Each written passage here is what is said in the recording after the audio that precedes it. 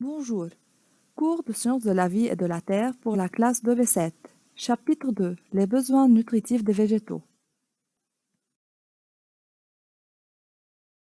Au début, c'est quoi la science de la vie et de la terre? C'est la science qui étudie les êtres vivants, comme les plantes et les animaux. Cette science étudie des phénomènes comme la reproduction, la digestion, la respiration, etc. En plus, cette science étudie la géologie, tout ce qui concerne les couches de la Terre.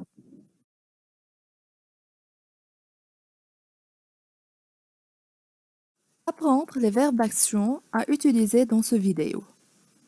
C'est la manière à répondre aux questions. Relever, c'est extraire une ou plusieurs informations de la donnée, d'un texte ou d'un document. Indiquer, c'est désigner quelque chose sans besoin de la justifier. Comparer, c'est indiquer les ressemblances et ou les différences entre deux ou plusieurs entités. Si ces deux entités sont des nombres, on utilise des termes plus grands, plus petits ou égaux. Conclure, c'est aboutir à une conclusion.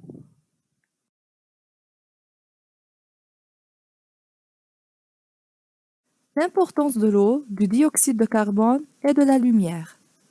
Pour déterminer l'importance de chacun de ces facteurs, l'eau, le dioxyde de carbone et la lumière, on cultive des plantes dans les mêmes conditions en changeant le facteur étudié.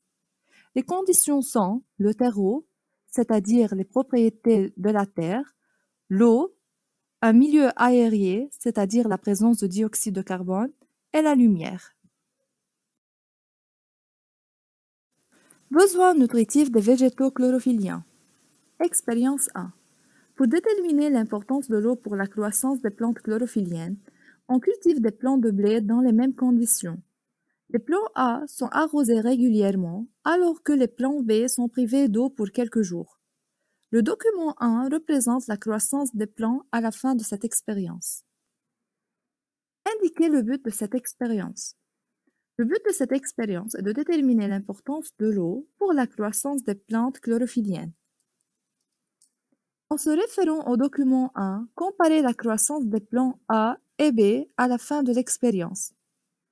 À la fin de l'expérience, et dans les mêmes conditions, la croissance des plants A bien arrosés est plus importante que la croissance des plants B privés d'eau.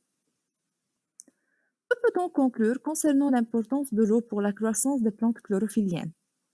Donc, l'eau est nécessaire à la croissance des plantes chlorophylliennes. Comme conclusion, on peut conclure que l'eau est nécessaire pour la croissance des plantes chlorophylliennes. L'importance de la lumière. Expérience 2. Pour déterminer l'importance de la lumière dans la croissance des plantes chlorophylliennes, on cultive des plants dans les mêmes conditions. Les plants C sont exposés à la lumière alors que les plants D sont privés de la lumière pour quelques jours. Le document 2 représente les résultats de cette expérience. Relevez le but de cette expérience. Le but de cette expérience est de déterminer l'importance de la lumière pour la croissance des plantes chlorophylliennes. En se référant au document 2, comparez les plants C et D. La croissance des plants C exposés à la lumière est plus importante que la croissance des plants D privés de lumière. En plus, les plants C sont verts alors que les plants D sont jaunes. Que peut-on conclure concernant l'importance de la lumière pour la croissance des plantes chlorophylliennes? Donc, la lumière est nécessaire pour la croissance et pour donner la couleur verte aux plantes chlorophylliennes. Conclusion. La lumière est nécessaire pour une bonne croissance des plantes chlorophylliennes et elle assure la couleur verte à ces plantes.